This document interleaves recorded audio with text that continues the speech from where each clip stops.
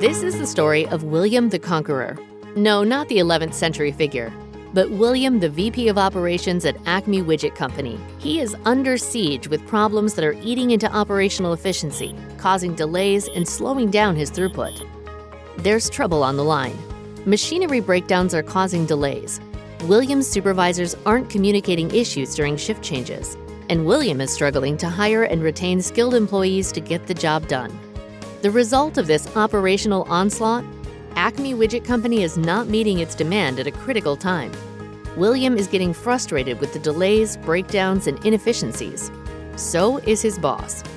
That's when William called USC Consulting Group, an operations management consulting firm that has been helping companies identify trouble spots, reduce operating costs, and increase efficiency and throughput for more than 50 years. Working with William, USC Consulting Group investigated the 5 M's: machine, methods, materials, measurements, man or woman.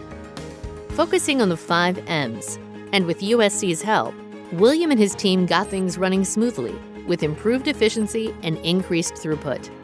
William's boss was so pleased with the results that he promoted William to COO.